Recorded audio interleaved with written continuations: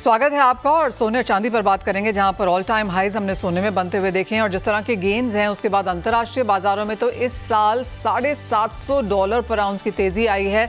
यानी कि जो ये 30-32% की बढ़त है, ये 40 साल के बाद हमने किसी साल में आते हुए देखी है।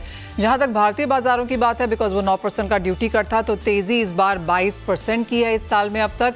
और पिछली बार जब हमने इस तरह की बढ़त आते हुए देखी थी तो वो 2020 में था, जब करीब करीब 28% की तेजी हमने उस साल में आते हुए देखी थी। तो ऑफ कोर्स आउट परफॉर्मेंस तो यहाँ पर देखने को मिली ही है, लेकिन ये जो तेजी है एक तरफा रही है। और दूसरी बात ये कि अब फेस्टिवल्स के समय में इस तेजी के क्या मायने हैं। ऑलरेडी हम मार्केट पार्टिसिपेंट से बात करते रहे हैं, जिन्होंने हमें बताया है कि पिछले 15 दिन की अगर बात की जाए तो यहाँ पर कुछ गिरावट ज़रूर देखने को मिली है खरीदारी में। डायमंड्स के मार्केट के हिसाब से पिछले 2 साल थोड़े स्लो डाउन वाले रहे हैं और अब क्योंकि सोने में ऑल टाइम हाईज हैं तो कुछ दिक्कतें यहाँ पर दिखती हुई नज़र आ रही हैं।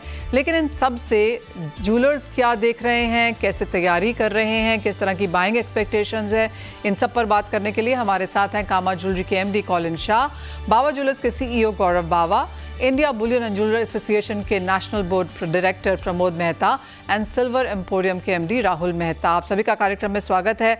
कॉलिन, आपसे जानना चाहेंगे, आप गोल्ड डायमंड दोनों में यहाँ पर ट्रेड करते हैं, किस तरह से आप फिलहाल इस मार्केट को देख रहे हैं, कैसा स्लो डाउन है और क्या एक्सपेक्टेशंस हैं? मनीषा, थैंक्स। सितंबर में अगर देखेंगे, इंपोर्ट ड्रॉप हुआ, अगस्त में ऑल टाइम हाई था। थोड़ी स्लो डाउन रिटेल पे 100% है। और ऐसी उम्मीद है एटलीस्ट इंडस्ट्री को ये दिवाली के लिए कि वैल्यू वाइज लास्ट ईयर से 5-10% ग्रोथ हो जाए तो बहुत खुश रहेंगे इंडस्ट्री। बट वॉल्यूम में 10-15-20% भी हो सकता है कि थोड़ा डी ग्रोथ हो जाए। तो वैल्यू बरकरार रहेगी, शायद थोड़ा ग्रोथ भी होगा, but volume for sure down रहेगा। डायमंड ज्वेलरी में अगर बात किया जाए तो एक्सपोर्ट्स डाउन ही रहे लास्ट ईयर से, ये साल भी we are 20-25% down. Studded jewellery का अगर आप सेक्टर देखोगे और प्लेन गोल्ड में देखोगे तो इतना आई थिंक गिरावट नहीं आई। एक्चुअली स्टडेड ज्वेलरी में थोड़ा मामूली सिंगल डिजिट ग्रोथ भी है, प्लेन गोल्ड ज्वेलरी में थोड़ा मामूली अगर डी ग्रोथ है। तो एक्सपोर्ट्स इज अ स्ट्रगल। और जियोपॉलिटिकल इश्यूज जिस तरफ से है, US इलेक्शंस, चाइना में जो हिसाब से स्लो डाउन है, तो ऐसे लग रहा है कि एक्सपोर्ट्स अगले 1 साल तक भी थोड़ा बम्पी वेदर रहेगा। It won't be a smooth road. और 2025 के एंड में सीजन के हिसाब से थोड़ा सबको लग रहा है कि अच्छी रिकवरी हो जानी चाहिए। But India value wise flat, volume wise definitely degrowth. Okay Colin, अगर इस तरह का एक्सपेक्टेशन है, जहां पर already jewellery as an industry देख ही रही है कि ये क्वार्टर हल्का सा वीक जा ही सकता है, तो क्या एक्सपेक्टेशंस हैं? हर बार जब हम देखते हैं चैलेंजेस जब होते हैं तभी नए इनोवेशंस और नए स्कीम्स और नए ऑफर्स और नई चीज़ें भी यहाँ पर इंडस्ट्री करती है, तो अब इंडस्ट्री क्या कर रही है? अब इंडस्ट्री जो आई थिंक जो एक बड़ी चीज हो रही है और जो एक नया ट्रेंड आया, हमारी इंडस्ट्री लास्ट 4-5 साल से आप देखोगे तो बहुत सारे बदलाव आए। पहले डीमोनेटाइजेशन हुआ, उसके बाद GST का एक बड़ा डिसरप्शन आया, और तीसरा डिसरप्शन जो हमारे वहाँ आया वो हॉलमार्किंग का था। हॉलमार्किंग वाइल एक तरह से डिसरप्शन भी था, बट एंड में अल्टीमेटली गोल्ड कंज्यूमर के लिए और इंडस्ट्री के लिए बहुत अच्छा स्टेप रहा, क्योंकि एक कॉन्फिडेंस कैटेगरी में बहुत बढ़ गई। और वो जो कॉन्फिडेंस बढ़ा उसके कारण जो आज इन्वेस्टमेंट की बाइंग हो रही है चारों तरफ, वो एक बहुत अच्छा पॉजिटिव स्टेप रहा। अब जो इंडस्ट्री को करना है, क्योंकि ट्रेड रेगुलराइज हो गया है, GST और हॉलमार्किंग जो दो चीज गवर्नमेंट ने की उसके कारण ऑर्गेनाइज ट्रेड का जो एक ग्रोथ होना था अपने देश में वो काफी हो गया लास्ट 3-4 साल में। All the organise players have grown double digit और हाई डबल डिजिट। IPO हो रहे हैं, सबका स्केल बढ़ रहा है, नए मॉल्स बहुत सारे खुल रहे हैं, स्पेशली इन BC टाउन्स। तो जो डिस्ट्रीब्यूशन है इंडिया का, वो जो पहले था 4-5 साल पहले, वो बहुत बड़ा है। और हाई स्ट्रीट से थोड़ा बदल के, हाई स्ट्रीट पे तो ग्रोथ हो ही रहा है, but mall, alternate distribution, omni channel भी काफी चालू हो गया है। बट हैविंग सेड दैट, आपका सवाल का जवाब ये है कि ये साल जो एक बहुत आई थिंक ऐसे दिख भी रहा है IIJS हमारे शोज में, और आप रिटेल की कोई स्टोर जाएगा तो डिजाइन और इनोवेशन जो प्रोडक्ट का है वो अभी फोकस थोड़ा और शार्पन हो गया है। क्योंकि अभी देखो, सबका सोना अगर आज 18 कैरेट है तो सबका सेम है, रेट लगभग सबका सेम है, मेकिंग चार्जेस में थोड़ा फर्क है बट इतना फर्क नहीं है। तो मेन डिफरेंशिएशन, अच्छा स्कीम्स भी, no making charge etcetera etcetera, सबकी स्कीम्स बहुत सारी आ गई है, सबके इंस्टॉलमेंट स्कीम भी सब रिटेलर के तरह तरह से है। तो ये साल जो बड़ा एक एज रहेगा इस डिजाइन डिफरेंशिएशन। All right, तो innovations and in some sense customer care, the whole overall experience, design, ये चीज़ें हैं जो यहाँ पर इस बार consumers को रिझाएंगी, क्योंकि बाकी सारी चीज़ें तो जैसे कॉलिन ने कहा ऑन द सेम साइड ही हैं। गौरव, आप कैसे देखते हैं, दिल्ली के क्या हाल हैं? शादियाँ बहुत सारी हैं पर वो नवंबर दिसंबर में आगे जाकर हैं। क्या लोग सोना खरीद रहे हैं इन करंट लेवल्स पे, और अगर नहीं तो आप क्या कोशिशें कर रहे हैं? नमस्कार जी, थैंक यू। देखिए, दिल्ली के हाल तो अच्छे ही हैं। मौसम भी पहले से काफी प्रेजेंट है and in terms of business if we talk, चीजें काफी अच्छी चल रही हैं। वॉकिंग्स ठीक है, आज थोड़ा सा आई वुड से आज थोड़ा सा स्लो है मॉर्निंग से, but if we compare last 2 weeks they have been really good. Decent sales हैं, वॉकिंग भी अच्छा है, कन्वर्जन भी अच्छा है, गोल्ड की सेल भी अच्छी है, डायमंड ज्वेलरी की भी अच्छी है। In fact lab grown is also picking up quite well, so everything is doing really really wonderful. Gaurav, अगर नंबर से इसको कंपेयर करें कि जो एक्सपेक्टेशन थी मार्केट में उस लिहाज से, जैसे आपने कहा कि गोल्ड भी है, डायमंड भी है, स्टडेड भी है, लैब ग्रोन्स भी है, कौन सी कैटेगरी बेहतर कर रही है? Personally speaking at our store सारी की सारी ही अच्छी कर रही है। I was just comparing it today itself. आज सुबह में बैठ के सब मतलब I do year on year check for every month and every week as well. So उसमें मेरे को तो गोल्ड ज्वेलरी के अंदर I could see a jump of around 35%। Diamond, natural diamond, if we talk about the traditional diamonds, so that was up by around 25%. Lab grown, we were there last year as well in the same month, and we are doing almost 50% up on the lab grown as well.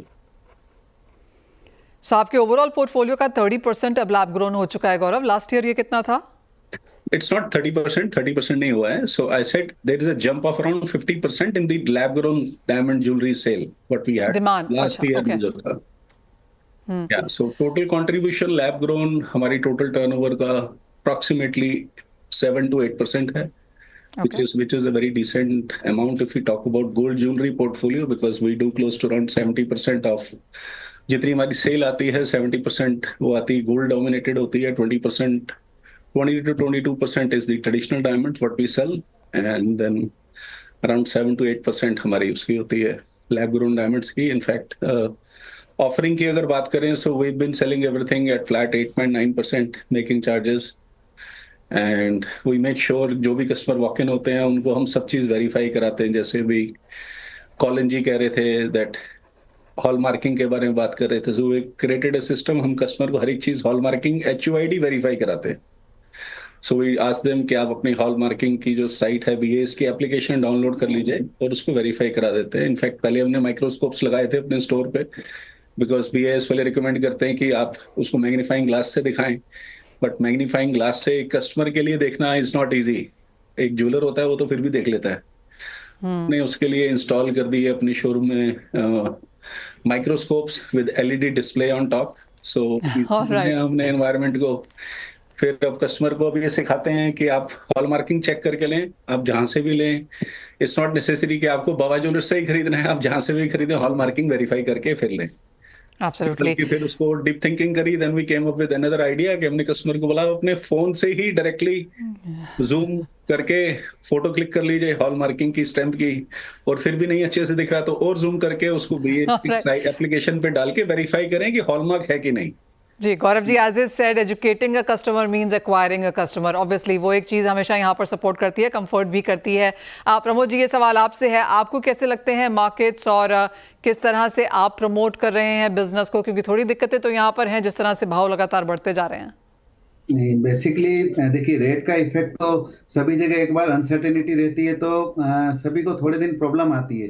क्योंकि हम B2B industry में हैं और all over India में सभी retailer को jewellery supply करते हैं, तो सभी रिटेलर बहुत अच्छे से उनकी तैयारी कर रहे हैं। क्योंकि एक जो रेट फैक्टर है उसको वो कंसीडर करते हुए अभी लाइट वेट ज्वेलरी के वजन जो है वो हल्का हो, ज्वेलरी में फैलावट उतनी हो, उस तरह की ज्वेलरी ज़्यादा अभी पसंद कर रहे हैं, ताकि कस्टमर जो जिस तरह से पहले एंजॉय करता था ज्वेलरी को कि भी हमें 100 ग्राम में बड़ा नेकलेस चाहिए या 50 ग्राम में बैंगल चाहिए, तो हमने उसी को 60 ग्राम 70 ग्राम में बना के और कस्टमर के लिए उसी तरह की व्यवस्था की जिससे वो कस्टमर उस ज्वेलरी को कम वजन में भी उतना ही पहन के और उसका शौक पूरा कर सके।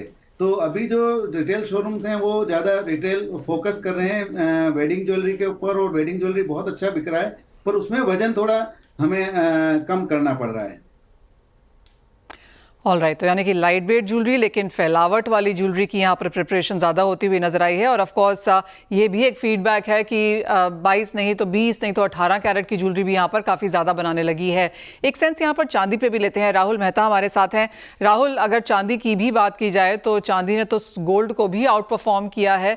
34% के गेंस अंतर्राष्ट्रीय बाजारों में 92,000 रुपीज़ केजी के प्राइसेस हमने यहाँ पर अब बनते हुए देखे हैं। लास्ट ईयर का लो मुझे याद है कुछ 54,000 का था शायद, तो अच्छी खासी तेजी उन लेवल से देखने को मिली है। आपके लिए दिवाली कैसी है? क्योंकि चांदी की जहां तक बात आती है, ऑफ कोर्स कॉइन्स है, कॉर्पोरेट गिफ्टिंग भी है, काफी कुछ चीजों में यहां पर इसका इस्तेमाल किया जाता है। आपने पिकअप कैसा देखा है? जी, चांदी में हमने स्टोर पे वॉक-इन्स काफ़ी अच्छे हैं। फेस्टिव सीजन से अच्छी बाइंग हो रही है। जो पूजा के बर्तन है या घर के जो यूज़ करने के लिए चांदी के डिनर सेट्स है, वो सब में डिमांड में ज़ीरो इम्पैक्ट आया। मगर जो मेजर इम्पैक्ट जो आया है गिफ्टिंग डिमांड में आया है। गिफ्टिंग डिमांड इसलिए क्योंकि हर हर जो आदमी इंसान गिफ्ट करता है उसका एक बजट फिक्स होता है। 5,000 में गिफ्ट देना, 10,000 में देना, 15,000 देना, 20,000 में देना। क्योंकि चांदी की प्राइसेस इतने बढ़ गए हैं कि वो प्राइस रेंज में प्रोडक्ट फिट नहीं हो पा रहा है या वो फैलावटी दिख नहीं रहा है उनको। तो मेजर इम्पैक्ट जो हम लोग ये साल देख रहे हैं वो गिफ्टिंग डिमांड में काफ़ी मेजर इम्पैक्ट आ रहा है। जो फिजिकल कंजप्शन डिमांड है वो अभी भी इंटैक्ट है, लोग खरीदी कर रहे हैं खुद के पर्सनल कंजम्पशन के लिए, कोई उसमें रोक नहीं रही। वेल एब्सोल्युटली, आपकी बात सही है कि उतने बजट में चांदी मिलना भी अब यहाँ पर मुश्किल है, तो गिफ्टिंग एक और चीज़ है। राहुल, जहाँ तक चांदी की बात आती है और जो चीज़ें चांदी से बनती हैं, कई बार हमने ऐसा देखा है और मैंने ये आपसे भी बात हुई थी मेरी कि जितना चांदी का प्राइस होता है उतना मेकिंग का प्राइस भी कई बार हो जाता है, तो वो भी एक चीज़ है जो यहाँ पर एड ऑन करती है। मेकिंग को लेकर यहाँ पर कुछ कॉन्वर्सेशंस हैं या उसे कम करने की बात है? नहीं, मगर चांदी की जो आप बता रहे हो, जितनी चांदी की प्राइस है उतनी मेकिंग, वो एक बहुत छोटा सेगमेंट है। That is less than 1% of the entire segment. जो मेजोरिटी जो प्रोडक्ट्स बिकते हैं जो चांदी की बेस प्राइस के ऊपर 10% से लेकर 25% के वैल्यू एडिशन होते हैं, तो उसमें कोई इतना मेजर इम्पैक्ट नहीं आ रहा है। ऑलराइट, तो यहाँ पर भी गिफ्टिंग नीचे चली गई है, लेकिन जहाँ तक फिजिकल पर्सनल कंजम्पशन है, क्योंकि ये माना जा रहा है कि चांदी के प्राइसेस भी आगे जाकर ऊपर जाएंगे, तो वो एक सपोर्ट सेगमेंट है। इन्वेस्टमेंट के तौर पर जो खरीदारी है वो यहाँ पर बरकरार है। आप सब हमारे साथ बने रहिए। एक छोटे से ब्रेक का समय है, लेकिन जब लौटेंगे तो आपसे यही जानने की कोशिश करेंगे कि अब आगे यहाँ से जाके आपकी सेंस क्या है प्राइसेस को लेकर, और दूसरा इस फेस्टिवल डिमांड को लेकर अब क्या नंबर्स निकल के आ रहे हैं, उस पर करेंगे चर्चा।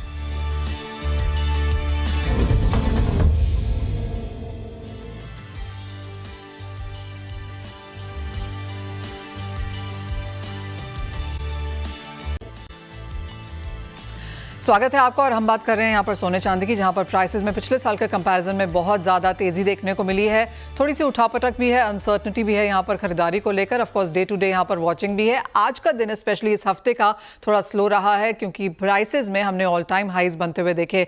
कॉलिन, एक और चीज़ है जो अक्रॉस बोर्ड यहाँ पर बनती हुई नजर आ रही है। ज़्यादातर ज्वेलरी हाउसेस हमें बताते हैं कि 40-45% जैसा जो बिजनेस है ओवरऑल सेल्स का, वो एक्सचेंज के थ्रू भी है। इतने हाई प्राइसेस पे भी बहुत ज़्यादा आउटराइट सेल्स नहीं है, लेकिन एक्सचेंजेस आप कहेंगे बढ़ते हुए नजर आए? नहीं, बढ़ते हुए भी रहेंगे, बट 45-50% हिस्टोरिकली रहा है बहुत सालों से। और अगर देखा जाए तो ये दोनों के लिए अच्छा है। देश के लिए भी अच्छा है क्योंकि इतना ज्वेलरी कंजम्पशन हो रहा है, बट इंपोर्ट का इतना प्रेशर कम हो जाता है, बिकॉज एक्सचेंज अपना जो ग्रैंडफादर्स गोल्ड बोलते हैं लगभग 100-200-500 साल से हिंदुस्तान में तो सोना रहा है। तो एक्सचेंज के लिए जो खरीदारी करते हैं वो देश के लिए फॉरेन एक्सचेंज पोजीशन से भी अच्छा है।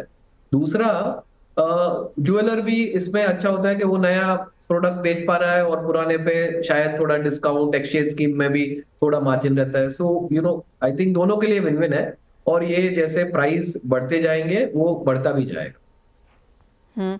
राहुल, चांदी में क्या ये ट्रेंड्स एट ऑल हमने आते हुए देखे हैं, एक्सचेंज के, सेल ऑन हायर प्राइसेस के? ये सरप्राइजिंगली हम लोगों ने लास्ट एक साल में चांदी में एक्सचेंज बहुत कम देखा है। इट इज़ लेस देन 10%, जो एक सरप्राइजिंग है। चांदी के ऊपरी स्तरों पे हम देखते हैं कि चांदी रिप्लेस करने आते हैं, मगर वो चीज़ देखने में नहीं आई। जो रिप्लेसमेंट भी हो रहा है चांदी के, समझ लो चांदी के बार जिन्होंने स्टोर किए तो बाहर जाके रिप्लेस कर रहे हैं, मगर पुराने बर्तन या रिसाइकिल जो चांदी जो यूज़ की हुई चांदी वापस रिप्लेस करनी, वो काफ़ी छोटा शेयर हो गया अभी। आपने कहा राहुल 10% है अभी, अर्लियर कितना था एक नॉर्मलाइज नंबर देखें तो? नॉर्मल एवरेज 30% के आसपास रहता है, जैसे लास्ट एक साल से हम लोग देख रहे हैं, इट इज अराउंड 10% के आसपास। ऑलराइट, तो क्लियरली हायर प्राइसेस पे कोई बेचना नहीं चाहता, लेकिन क्योंकि सभी को लगता है कि प्राइसेस यहाँ से भी ऊपर जा सकते हैं। अगर हम दिवाली और इस ईयर एंड तक की बात करें तो बाजार मानता है कि यहाँ से भी 2 से 5% की तेजी सोने चांदी में शायद देखने को मिल पाएगी। तो it's never a better day than to buy today. लेकिन आप सभी से एक चीज़ और जानना चाहेंगे। कॉलिन, आपसे शुरुआत करते हैं। अगर मुझे गोल्ड लेना है, ज्वेलरी लेनी है, तो आप क्या एडवाइस करेंगे? क्या लूँ, कब लूँ, कैसे लूँ? देखो, गोल्ड खरीदने के लिए कोई अच्छा टाइमिंग ऐसा नहीं है। अगर हिस्टोरिकली आप देखोगे तो हमेशा हर साल 3, 5, 7% अप्रिसिएशन मिला ही है कंपाउंडेड। और लास्ट 3 साल में तो जैसे आपने खुद अभी स्क्रीन पे दिखाया 66% अप्रिसिएशन। तो गोल्ड खरीदने के लिए कोई अच्छा टाइम नहीं है। ओकेजन, इन्वेस्टमेंट, जब भी आपके पास पैसे है, आपको आपका पोर्टफोलियो डाइवर्सिफाई करना है, गोल्ड खरीद सकते हैं। मेरे को लगता है शॉर्ट टर्म में 3 to 5% अप डाउन करेक्शन शायद आ सकता है, मगर अगर आप अगले 1 साल का पीरियड देखोगे तो आपको 10, 15, इवन 20% अपसाइड ही शायद मिलेगा। सो लॉन्ग टर्म कुछ वरी जैसा नहीं है, लॉन्ग टर्म अप्रिसिएशन है। Short term yes there will be correction. So खरीदने के लिए कोई भी टाइम सही है जब भी आपके पास ओकेजन है और पैसे है। और ये धनतेरस मनीषा जरूर जाइए और थोड़ा खरीदिए। डन डील कॉलिन, क्योंकि मुझे आपने बोला है मैं पक्के से जाऊंगी। इन एनी केस मैं धनतेरस और अक्षय तृतीया पे डेफिनेटली सोना चांदी खरीदती हूँ। प्रमोद जी, आप क्या राय देंगे? आपके अगर रिलेटिव्स, फ्रेंड्स आपसे पूछ रहे हैं कि क्या खरीदें, कैसे खरीदें, आप क्या बता रहे हैं उन्हें? देखिए, सोना खरीदना हर समय शुभ है, और अभी तो मौका इसलिए है क्योंकि फेस्टिवल भी चल रहे हैं, अच्छे मुहूर्त भी है, आगे शादियां भी है। तो अगर सोना ही एक ज्वेलरी ऐसी चीज है जिसको आप पहनने के बाद भी आप मेकिंग से ज्यादा एप्रिसिएशन ले रहे हैं, तो आप दोनों चीज पूरी कर रहे हैं। आप अपना शौक भी पूरा कर रहे हैं और वैल्यू भी एडिशन हो रहा है। तो ये आप मान के चलिए, अगर आज भी आप सोना लेंगे तो अगले साल उसमें 10 से 12% मिनिमम आप तेजी देखेंगे। तो जिससे आपका सोने में इन्वेस्टमेंट भी हो गया और आपका शौक भी पूरा हो गया। तो मेरे को ऐसा लगता है कि सोना हर समय लेना शुभ भी है और अच्छा भी है। जी हाँ, अगर ग्लोबल सेंट्रल बैंक सोना खरीद रहे हैं और ETF में पिछले 3 महीने से लगातार इनफ्लोज हैं, कॉमेक्स के फ्यूचर्स के 4 साल के हाईज के हम यहाँ पर नेट लॉन्ग पोजीशंस देख रहे हैं, तो क्लियरली यहाँ पर तो खरीदना बनता ही है। राहुल, आप कैसे देखते हैं जो करंट लेवल्स हैं? और सभी कह रहे थे लाख रुपए जाएगा, लाख रुपए तो अब 6-7 हज़ार रुपए ही दूर रह गया। हम 92, 93 पे तो यहाँ पर बैठे ही हैं। आपकी क्या सेंस है, कहाँ जा रहे हैं prices? Prices long medium term में हमें लग रहा है कि 1,25,000 तक चांदी आ सकती है, मगर ये लेवल्स इन्वेस्ट करने के नहीं है, बिकॉज वॉलेटिलिटी काफ़ी ज़्यादा रहती है ये प्राइसेस पे, और इसमें नीचे डाउनसाइड रिस्क भी ज़्यादा रहता है, क्योंकि चांदी एक इंडस्ट्रियल कमोडिटी है और हायर प्राइसेस पे इंडस्ट्रियल डिमांड कम होने के चांसेस काफ़ी ज़्यादा है। ऑलराइट, ऑफ कोर्स चांदी में डेफिसिट भी है चौथे साल का, इंडस्ट्रियल डिमांड भी काफ़ी स्ट्रांग है और सभी लोग ये मानते हैं कि चांदी आगे जाके आउट परफॉर्म कर सकती है। अपने ऑल टाइम हाई से बहुत नीचे है, 48 इसका ऑल टाइम हाई है और हम 32 पे काम कर रहे हैं। तो क्लियरली यहाँ से अपसाइड काफ़ी स्ट्रांग है। बहुत शुक्रिया आप सभी का हमारे साथ आज यहाँ पर समय निकालने के लिए, सोने, चांदी, ज्वेलरी पर हमसे बातचीत भी करने के लिए। आप सभी को फेस्टिविटीज़ की बहुत बहुत शुभकामनाएं। इसी के साथ हमें, लेकिन आप बने रहिए CNBC आवाज़ पर।